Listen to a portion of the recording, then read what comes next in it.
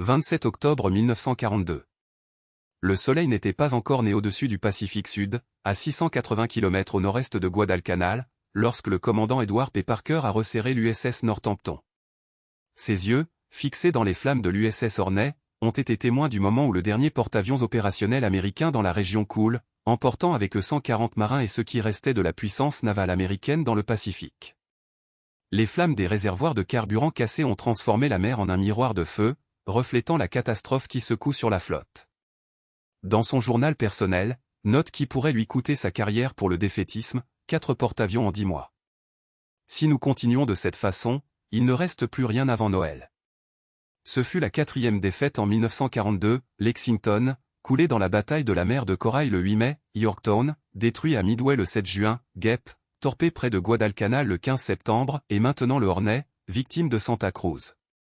La marine impériale japonaise, qui est un simple imitateur sans capacité innovante pour les services de renseignement américains, avait décimé la moitié de la force du porte-avions du Pacifique en quelques mois. Alors que les chantiers navals japonais, de Yokosuka à Kure, ont lancé de nouveaux navires dans la mer, les États-Unis ont vu leur flotte s'évanouir dans un rythme alarmant.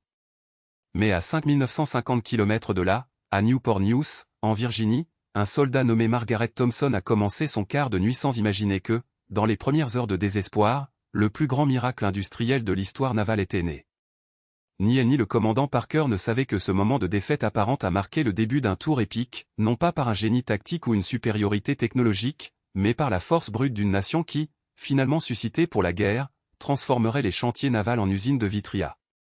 Les chiffres des conflits étaient sur le point d'être réécrits non pas sur les champs de bataille, mais sur les chaînes de montage, les torchets de soudage et la détermination d'un peuple qui a refusé de perdre. La promesse était claire, chaque navire coulé serait remplacé par 10. Les Japonais découvriraient bientôt, étonnamment, qu'ils ont combattu une machine de guerre implacable. Peu importe le nombre de détruits du porte-avions que les autres viendraient à leur place. En seulement 3 ans, les États-Unis lanceraient 14 transporteurs de classe Essex, plus que le Japon construit tout au long de la guerre. Le virage ne proviendrait pas des stratégies révolutionnaires, mais quelque chose de beaucoup plus profond, la mobilisation totale d'une démocratie industrielle, où les femmes au foyer sont devenues des soldats, les jeunes agriculteurs sont devenus des navires et tout le pays est devenu l'amiral Isoroku Yamamoto, le pire cauchemar de l'amiral. La catastrophe qui a secoué la nation a commencé le 8 mai 1942 dans la mer de Corail. L'USS Lexington, l'un des 2 gigantesques porte-avions convertis de bataille, a été frappé par 2 torpilles et 3 bombes. Malgré les efforts héroïques pour contrôler les dégâts, les vapeurs à l'essence ont provoqué des explosions catastrophiques secondaires. Le Lady Lex a coulé, prenant 216 équipages et marquant la première perte américaine d'un carritrier de guerre. Le capitaine Frederick Sherman, son commandant, affirme plus tard le Congrès, « Nous avons commencé la guerre avec 7 porte-avions du Pacifique. Les Japonais en avaient 10. Les mathématiques étaient simples, nous ne pouvions pas nous permettre d'échanger des navires d'égalité, et encore moins les perdre plus rapidement que l'ennemi. » Le deuxième coup est arrivé un mois plus tard. Le 7 juin, l'USS Yorktown a fixé en seulement 48 heures à Pearl Harbor après les dégâts de la mer Coral a été frappé par les torpilles du sous-marin japonais IL-168, peu de temps après sa participation décisive à la victoire de Midway. Bien que la bataille ait été un triomphe stratégique, avec 4 porte-avions japonais coulés, les États-Unis ont perdu l'un de ses précieux navires. Le 15 septembre, le 3e D. Astre, la Gap USS, opérant près de Guadalcanal, a été touché par 3 torpilles sous-marines IE-19. Le navire a brûlé pendant des heures avant qu'il ne soit coulé par le père américain Lansdowne. Sur les 7 porte-avions initiaux, 3 étaient déjà au fond de l'océan. Le coup final est venu du 26 au 27 octobre à la bataille de Santa Cruz. L'USS Hornet, un vétéran de l'attaque de Dalton et de Midway, a été la cible de vagues coordonnées de bombardiers en plongée et de torpilles japonaises. Malgré les tentatives désespérées de le sauver, y compris une tentative de le remorquer, l'approche des forces de surface ennemies a forcé son abandon. Les paterpedés Makigumo et Akigumo ont donné le dernier coup aux premières heures du 27 octobre. À Washington, l'amiral Ernest King, chef des opérations navales, a fait face au Congrès avec une vérité cruelle, « Messieurs, nous n'avons qu'un seul titulaire opérationnel du Pacifique, l'entreprise. Ils en ont 10. Par les chiffres, nous avons déjà perdu la guerre. » Mais King ne connaissait pas Margaret Thompson.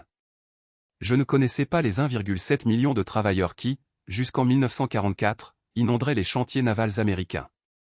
Je ne pouvais pas imaginer ce que Henry Kaiser allait faire, réduisant le temps de construction d'un navire Liberty de 230 jours 4 jours, 15 heures et 29 minutes. Je ne savais pas que les chantiers navals, qui en 1941 n'avaient lancé un seul porte-avions, étaient sur le point d'effectuer l'impossible.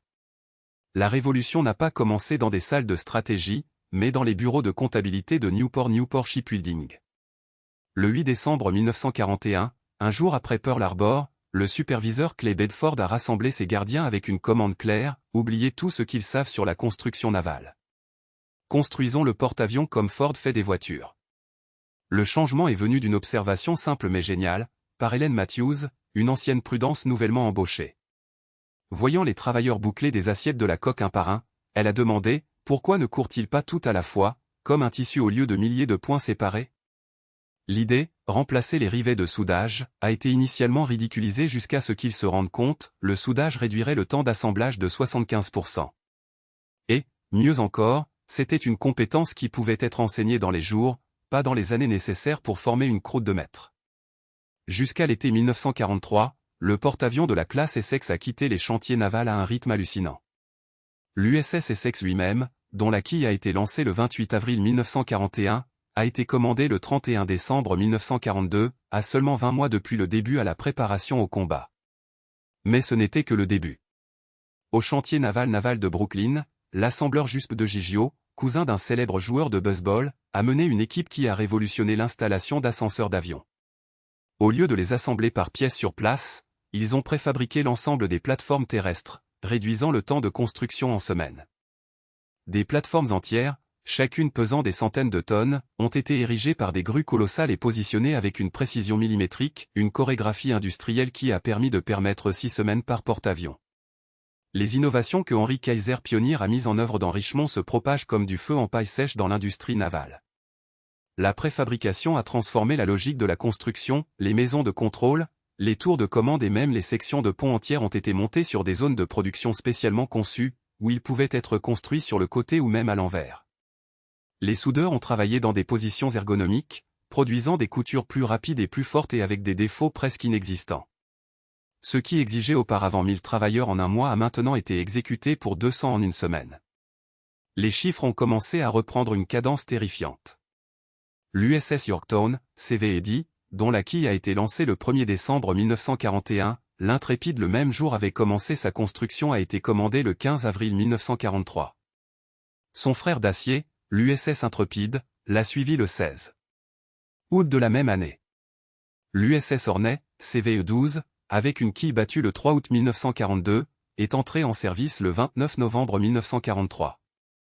Et l'USS Franklin, dont la construction a commencé symboliquement le 7 décembre 1942, une année exacte après Pearl Harbor a été livrée à la flotte le 31 janvier 1944. Chaque publication est devenue plus rapide que le pays précédent lui-même, comme si le pays lui-même avait adapté sa montre pour One War Rhythm. Philip Kellogg, soudeur au Bethlehem Steel Shipyard à Fall River, enregistré dans son journal de l'accélération vertigineuse, janvier 1943, un porte-avions tous les 60 jours. Juin 1943, un tous les 45 jours. Décembre 1943, un tous les 30 jours. Sa dernière annotation, griffonnée avec un mélange d'épuisement et de fierté, a déclaré: « Les Japonais doivent penser que nous utilisons la magie. Mais la magie, mon ami, sont les gens. » Et ce que les gens étaient ceux-ci. Jusqu'en avril 1943, 40% des travailleurs des navires de Kaiser étaient des femmes, beaucoup d'entre elles n'avaient jamais détenu un outil plus lourd qu'une aiguille de couture avant la guerre. À Norfolk Naval Shipyard, Emma Rodriguez, une mère mexicaine-américaine de 3 enfants, est devenue le rivet le plus rapide du chantier naval. Ses doigts, autrefois habitués à réparer les vêtements, perdent maintenant 30 rivets par minute, chacun avec une précision chirurgicale. Pendant ce temps, les travailleurs afro-américains, interdisés auparavant d'occuper des postes qualifiés, ont inondé les chantiers navals après le décret exécutif 8802, qui a interdit la discrimination dans l'industrie de la défense. James Washington, un ancien Alabama-maire, est devenu un maître complot du chantier naval de Philadelphie, installant les lignes de carburant à 5 mains, chacune terminée plus rapidement que la précédente. Il ne faisait pas que construire des navires. Il courait contre la mort. Chaque jour sans porte-avions opérationnels signifiait plus de marins navaux et de marines américains mourant sur des plages loin du Pacifique. Sur les murs de tous les chantiers navals, les photographies de la flotte ont servi de rappel cruel, USS Enterprise se bat seule. Elle a besoin de sœurs. Construisez-les maintenant. La révolution n'était pas seulement la technologie humaine. Dans la cour navale de New York, les ingénieurs ont développé la construction modulaire, au lieu de soulever un porte-avions par morceaux de la quille, des sections entières, toujours avec des rotations, de la plomberie et de la ventilation installées, montées comme des blocs Lego géants. La normalisation a été prise à l'extrême, chaque pompe, chaque panneau électrique, chaque connexion hydraulique était identique sur tous les navires. Les pièces de Détroit pourraient être installées sans que les ajustements des porte-avions ne soient construits sur Newport News, Brooklyn ou Philadelphie. Le résultat ? Réduction des temps de construction de 14 mois pour les modèles les plus rapides. La classe Essex ne serait pas seulement un substitut aux navires perdus. Ce serait l'épine dorsale de la nouvelle marine américaine, plus grande, plus rapide et plus mortelle que tout ce qui jamais vu. Changeant 27 100 tonnes, capable de transporter 90 à 100 avions et atteignant 33 nœuds, ces géants ont fait jusqu'à ce que les destroyers soient lentes. Les Japonais ont réalisé immédiatement. Le commandant Masataka Yokumiya, un officier de personnel aérien de la flotte, notait dans son journal après avoir reçu des rapports de renseignement, « Les Américains construisent des porte-avions plus rapides que nous ne pouvons former des pilotes. Chaque nouveau navire est supérieur à tout ce que nous avons. Nous ne combattons plus la même marine que nous avons attaquée à Pearl Harbor. » Jusqu'en mars 1944, des chantiers navals américains avaient atteint l'impossible, ils ont lancé le porte-avions de la classe Essex à un rythme qui dépassait la production combinée de tous les autres pays du monde. Alors que les grands quais se consacrent aux géants de la flotte, Henry Kaiser a révolutionné la construction d'avions d'escorte, les transporteurs de jeeps, essentiels pour couvrir les flottes d'invasion et les sous-marins de chasse. Son chantier naval à Vancouver a produit à lui seul 50 unités, appliquant des techniques perfectionnées aux navires Lee. Berthier. L'USS Casablanca, le leader de la classe de porte-avions plus grande jamais construite, est sorti de la quille pour commander en moins de 8 mois. En comparaison, le porteur d'escorte japonais Shinyo, converti à partir d'un transatlantique, a mis 2 ans à se préparer. Derrière chaque rivet, chaque soudure, chaque plaque d'acier, il y avait une symphonie logistique qui traversait le continent. Style en acier de Pittsburgh, où les aciomètres ont travaillé 24 heures sur 24, 7 jours par semaine, avalant du charbon et crachant des poutres. L'aluminium pour les avions a quitté les plantes d'Alcoa au Tennessee, consommant plus d'électricité que les villes entières. À Akron, Ohio, Goodyear a fait des câbles de rétention du support d'avion, chacun capable d'arrêter 5400 kg à 160 km/h. Sous le commandement du manager William Davis, la production est passée de 10 câbles par mois en 1942 à 2 cents par mois en 1944. Mais les navires sans équipage étaient inutiles. La solution est venue du capitaine Daniel Gallery, qui a proposé de transformer les Grands Lacs en camp d'entraînement. L'USS Wolverine et les vapeurs de roue USS Sable ont converti en entraînement des avions à partir de Navy Pier à Chicago. Jusqu'en 1944, ces 2 navires ont qualifié 500 pilotes par mois, tandis que le Japon a eu du mal à remplacer leurs pertes. Ce que les Japonais n'ont jamais compris, et ont payé avec l'Empire eux-mêmes, c'est qu'ils étaient confrontés non seulement à une marine, mais une nation entière s'est transformée en machine de guerre industrielle. Le commandant Tamishihara, l'un des capitaines les plus décorés du Japon, a résumé la déception japonaise en un mot, « Nous coulons 4 porte-avions américains en 1942, et ils les ont remplacés 3 fois avant de pouvoir en construire un. » Ce n'était pas une exagération. C'était des mathématiques pures. Les chiffres racontent l'histoire d'un miracle industriel inégalé. Entre 1942 et 1945, la classe Essex, l'épine dorsale de la suprématie navale américaine, est entrée au combat dans une cadence qui laisserait toute stratégie militaire obsolète. L'USS Essex, CVE-9, a été mis en service le 31 décembre 1942, moins d'un an après Pearl Harbor. Le Yorktown, CVE-10, a suivi le 15 avril 1943. L'Intrépide, CVE-11, le 16 août de la même année. Le Hornet, CVE-12, le 29 novembre. Franklin, CVE-13, le 31 janvier 1944. Et ainsi de suite, dans une séquence implacable, Ticonderoga, Randolph, Lexington, Bunker Hill, Wasp, Hancock, Bonington, Bonhomme Richard, Shangri-La 24 SSC ships seulement pendant la guerre, dont 14 ont vu le combat actif. 3 autres ont été commandés si tard qu'ils n'ont pas agi, tandis que 4 autres ont été achevés après la reddition japonaise. Et sans parler du porte-avions de 9 personnes de l'Indépendance sur les sabots en croisière, ou plus de 100 porteurs d'escorte qui ont inondé les océans. Mais les nombres à eux seuls ne capturent pas la révolution. Ce que les chantiers navals américains ont fait, c'est réécrire les lois de la construction navale. Des techniques telles que l'assemblage modulaire, le soudage automatisé et les lignes de production en série développées dans la ruée de la guerre deviennent la nouvelle norme mondiale. Les opérateurs qui manquaient autrefois les marteaux ont appris à manipuler la torche avec une précision chirurgicale.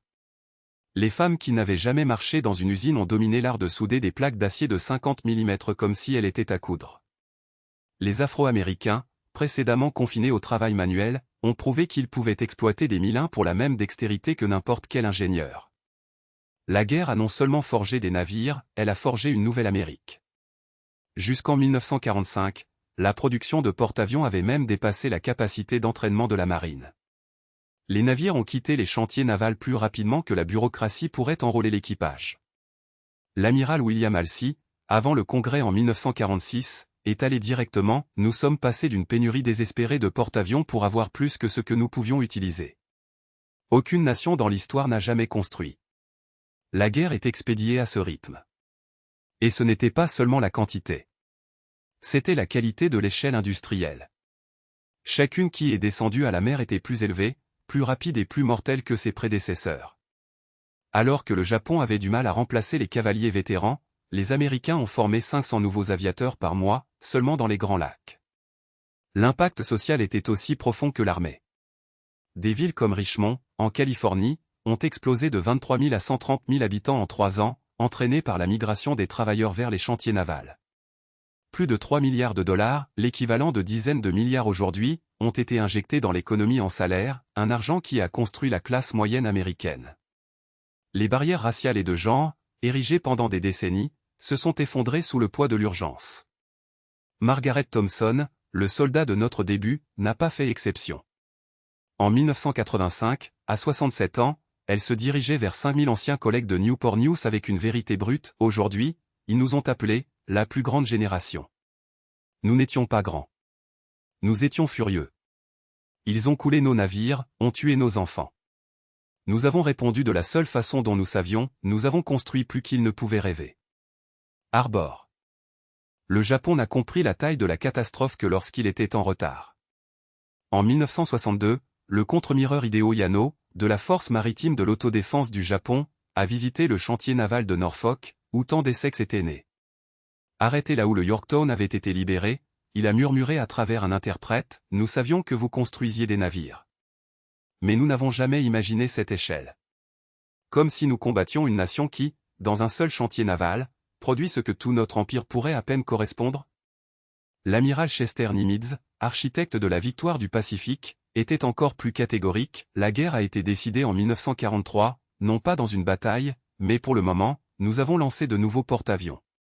Lorsque nous pouvions perdre un et avoir déjà 2 substituts à la mer, tandis que le Japon ne pouvait signaler aucune perte, le résultat est devenu une question d'arithmétique, pas de stratégie. Aujourd'hui, l'héritage de cette épidémie productive fait toujours écho. Les techniques pionnières entre 1942 et 1945 restent sur la base de la construction navale moderne. Mais la leçon la plus durable n'est pas technologique. C'est politique. En seulement 36 mois, les États-Unis ont transformé le porte-avions de la défaite à la défaite apparente, une flotte en chaque dans la plus grande suprématie navale de l'histoire. Non par le génie tactique, mais par la capacité de productivité. Pas pour les armes supérieures, mais par des personnes libres travaillant dans un but commun. Les travailleurs qui ont effectué ce miracle étaient presque tous partis. Mais votre travail demeure. À l'heure la plus sombre de l'humanité, lorsque le fascisme a menacé d'effacer la liberté, ils ont répondu avec la plus grande démonstration du pouvoir productif jamais vu. Les 4 porte-avions ont perdu en 1942 Lexington, Yorktown, Wasp, Hornet n'ont pas seulement remplacé. Ont été multipliés. Chaque nouveau navire était une déclaration, la démocratie ne s'incline pas à la tyrannie. Elle l'écrase sous le poids de son propre équipement. En fin de compte, le Japon n'a pas perdu contre la stratégie américaine. Il a perdu contre Margaret Thompson et sa torche. Pour des millions de travailleurs qui ont prouvé que l'arme définitive d'une société libre n'est pas le canon, mais la capacité de construire plus, mieux et plus rapide que n'importe quelle dictature. Des 4 porteurs d'avions ont coulé à 14 de la classe Essex au combat, les chiffres racontent une histoire de transformation qui reste le plus grand exemple de la façon dont la liberté est défendue, la production. Ils n'ont pas construit uniquement de navires. Construit la victoire. Liberté. L'avenir. Son héritage est enregistré dans le Newport News Memorial, où les mots simples résument ce qu'aucun monument ne pourrait contenir. Ici, les travailleurs américains répondent. Ils étaient à la tyrannie avec l'acier, le fascisme avec la liberté et la défaite avec le plus grand miracle de production que l'humanité ait jamais vu.